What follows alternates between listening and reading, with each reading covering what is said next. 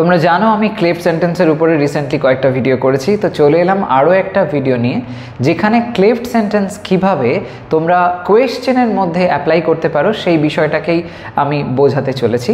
তো এখানে তোমরা দেখতে পাবে বেশ কিছু ইন্টারোগেটিভ সেন্টেন্সেস যেখানে বিভিন্ন রকমভাবে প্রেজেন্ট করা হবে। কোথাও নট সেন্স থাকবে, কোথাও হয়তো প্যাসিভের ব্যবহার হবে, আবার কোথাও সিম্পল অ্যাক্টিভ ওয়েতে বা অ্যাক্টিভ ভয়েসের প্রসেসে লাইন থাকবে।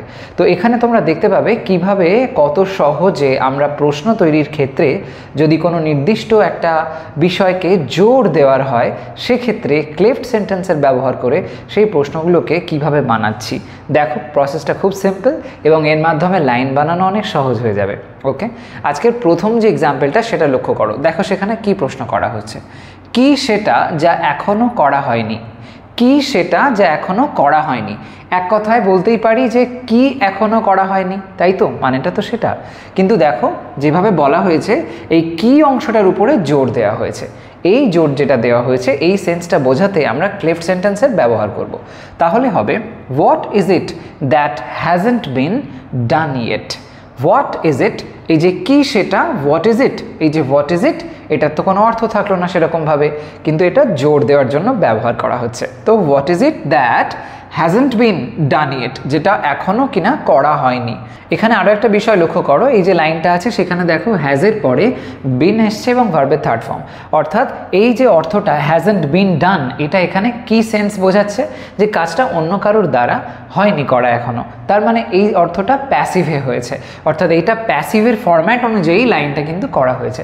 তো দেখতে পেলাম ক্লেফট সেন্টেন্সের মধ্যে যেখানে নট সেন্স আসলো এবং তার সাথে সাথে প্যাসিভের সেন্সটাও এখানে লক্ষণীয় হয়েছে। এনিওয়ে চলো নেক্সট ওয়ানটা দেখা যাক।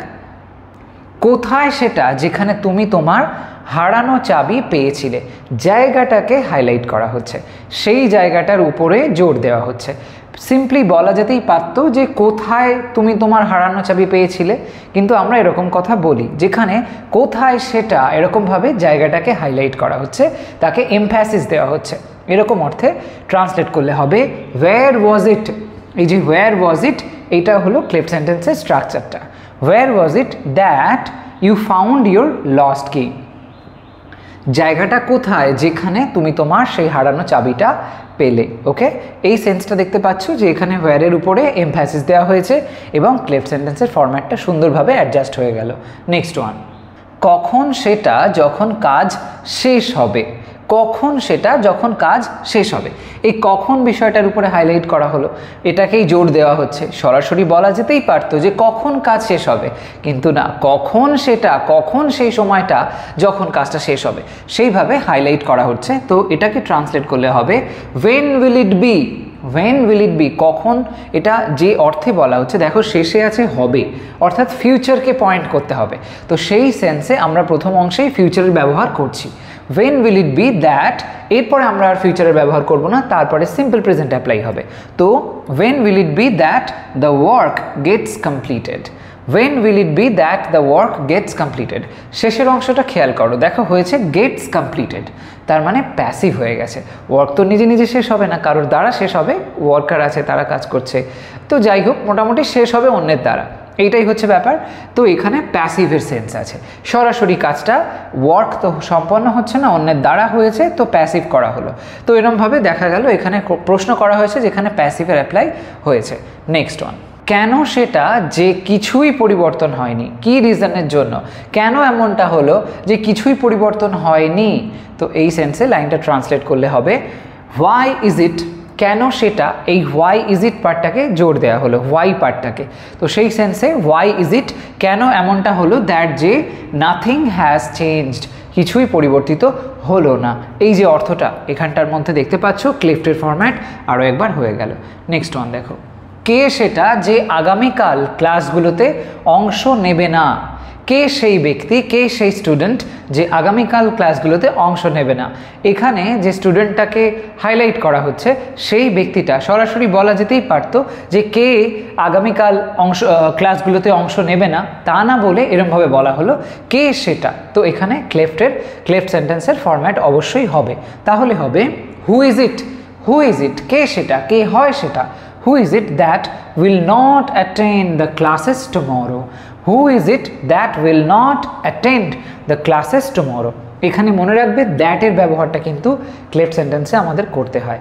এখানে এই ধরনের সেন্সগুলোতে কখনোই কিন্তু অন্য কোনো ওয়ার্ড ইউজ করে ফেলো না, ইটের পরে দ্যাটই আসবে, কনস্ট্রাকশনটা ঠিকভাবে তাহলে মেনটেন হবে। নেক্সট ওয়ানটা দেখো, কি সেটা যা তোমাকে এত খুশি করেছিল? কোন সেই জিনিসটা, কি সেটা যা তোমাকে এত খুশি করেছিল? তাহলে এই অংশটার ভিতরে আমরা বুঝতে পারছি যে এখানে ক্লেফট সেন্টেন্সের ফরম্যাটটা হচ্ছে।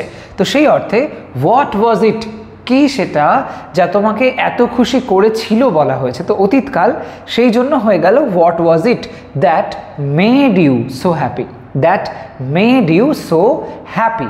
তারপর নেক্সট ওয়ানটা দেখো, কোথায় সেটা যেখানে নতুন অফিসটি স্থাপন করা হবে? এখনো হয়নি, হবে, ফিউচারে বলা হয়েছে।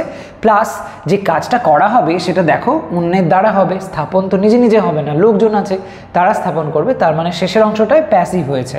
আর এই যে কোথায় সেটা, এটা একটা বাড়তি অংশ। এরকমভাবে বলা যেতেই পারত যে কোথায় নতুন অফিসটি স্থাপন করা হবে, কিন্তু সেটা না বলে অংশটাকে জোর দেওয়ার জন্য, জায়গাটা কোন জায়গায় এই বিষয়টাকে জোর দেওয়ার জন্য এরকমভাবে বলা হলো। তাহলে ট্রান্সলেট করলে হবে কোথায় সেটা, ওয়্যার উইল ইট বি, কোথায় সেটা। একটু আগে এরকম একটা দেখেছিলে যেখানে ফিউচারের কনস্ট্রাকশন হয়েছিল, প্রথম অংশে আমরা ফিউচার করেছিলাম, তারপরে আমরা সিম্পল প্রেজেন্ট অ্যাপ্লাই করেছিলাম, এখানেও ওরকমভাবেই করতে হবে। Where will it be that, কোথায় সেটা যে the new office is set up, এখানে নতুন অফিস স্থাপন করা হবে কারোর দ্বারা, তো সেই সেন্সে সিম্পল প্রেজেন্টের প্যাসিভ হয়েছে, তো the new office is set up, এখানে ইজের পরে সেট যেটা, এটা ভার্বের থার্ড ফর্ম হয়েছে, তো সেই সেন্সে এটা প্যাসিভ হয়ে গেছে। নেক্সট ওয়ানটা দেখো, কখন সেটা যখন তুমি শেষবার তোমার নিজ শহরে গিয়েছিলে? কখন, কোন সময়টায় তুমি শেষবার তোমার নিজ শহরে তুমি গিয়েছিলে, নিজের শহরে। ট্রান্সলেট করলে হবে কখন সেটা, when was it, কখন সেটা, when was it that যে you last visited your hometown, you last visited your hometown। তাহলে এখানে শেষবারের মতন তুমি তোমার শহরে গিয়েছিলে, তোমার হোম টাউনে গিয়েছিলে, এই পয়েন্টটাকে বলা হলো। আর ওই সময়কালটাকে জোর দেওয়ার জন্য when was it এরকমভাবে বলা হলো। নেক্সট ওয়ান দেখো, কে সেটা যাকে দায়িত্ব দেওয়া হয়েছে? কে সেটা মানে কাকে দায়িত্ব দেওয়া হয়েছে এক কথায়, কিন্তু সেটা না বলে এরকমভাবে বলা হচ্ছে কে সেটা যাকে দায়িত্ব দেওয়া হয়েছে। ট্রান্সলেট করলে হবে who is it that has been given the responsibility. দেখতে পাচ্ছ এখানে হয়েছে হ্যাজ বিন গিভেন, মানে কারোর দ্বারা হয়েছে, তো প্যাসিভের সেন্স আরও একবার চলে এলো।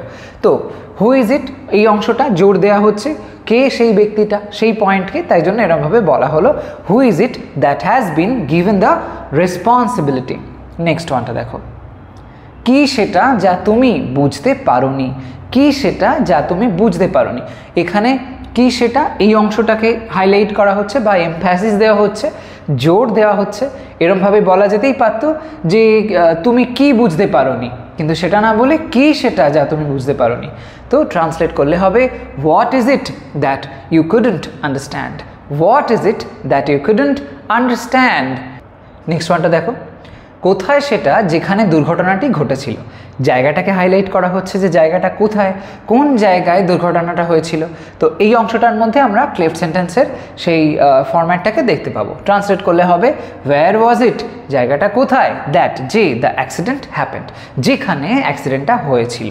ওকে, এরমভাবে হয়ে গেল। নেক্সট ওয়ান, কখন সেটা যখন আমরা ফলাফল জানতে পারবো? সময়কালটার উপরে জোর দেওয়া হচ্ছে, সময়কালটা আমার জানা দরকার, এটা বড় গুরুত্বপূর্ণ বিষয়। তো কখন সেটা যখন আমরা ফলাফল জানতে পারবো, তো এখানে আমরা লাইনটা এরকমভাবে বলবো যে when will it be। দেখো আরও একবার, যেহেতু জানতে পারবো বলা হয়েছে তাই জন্য ফিউচারকে পয়েন্ট করা হয়েছে, সেই অর্থে প্রথম অংশে ফিউচার আর তারপরে যে ক্লজটা আসবে সেখানটা আমরা ব্যবহার করব সিম্পল প্রেজেন্ট, যেরকমটা আগে হয়েছে। তো when will it be that we know the results, কখন এটা হবে যখন আমরা রেজাল্টগুলো জানতে পারবো। তো এখানে when will it be এই পার্টটা ক্লেফট সেন্টেন্সের ফরম্যাটটাকে মেনটেন করলো। নেক্সট ওয়ানটা দেখো, কেন সেটা যে তাকে পার্টিতে আমন্ত্রণ জানানো হয়নি?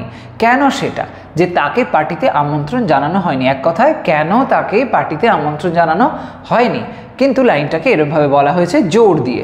তখন আমরা এরমভাবে বলতে পারি যে why is it that he wasn't invited to the party? Why is it that he wasn't invited to the party? এখানে দেখতে পাচ্ছ প্রথম অংশটার মধ্যে প্রেজেন্ট টেন্স হয়েছে, তারপরে আবার পাস্ট এসছে, এর জন্য কনফিউজ হবে না। এরকমভাবে ফরম্যাট তোমরা অ্যাপ্লাই করতে পারো ক্লেফট সেন্টেন্সের ক্ষেত্রে, তাতে কোনো অসুবিধা নেই। নেক্সট ওয়ান দেখো, কে সেটা যে আজ রাতে রাতের খাবার রান্না করবে? কে সেই ব্যক্তি? এইটা আমার জানা দরকার যে কে সেই ব্যক্তি। তো এখানটায় জোর দেওয়া হচ্ছে সেই ব্যক্তিটা কে তার উপরে। তো এটাকে যখন ট্রান্সলেট করব এরকম হবে, হু ইজ ইট, কে সেই ব্যক্তি, that will be cooking dinner tonight, যে আজকে রাতে রান্না করবে, will be cooking dinner tonight, আজ রাতে করবে। ওকে, তো এরকমভাবে দেখতে পেলে বেশ কিছু ক্লেফট সেন্টেন্সেস আজকে আমি তোমাদের সামনে প্রেজেন্ট করলাম, যেখানে WH কোয়েশ্চেন্স আমরা দেখতে পেলাম এবং কত সহজে বিভিন্ন রকমভাবে আমরা কোয়েশ্চেন্সগুলো দেখলাম ট্রান্সলেট করা যাচ্ছে। তো এরকম ধরনের বিভিন্ন রকমের লাইন্স তোমরা বানাও, কোথাও কোনো কনফিউশন হলে কমেন্ট সেকশানে জানাতে ভুলো না। আজ তবে আসি, তোমাদের কোনো নির্দিষ্ট বিষয়ের উপরে ভিডিওর প্রয়োজন হলে সেটাও আমাকে কমেন্ট সেকশানে জানিও। বাই।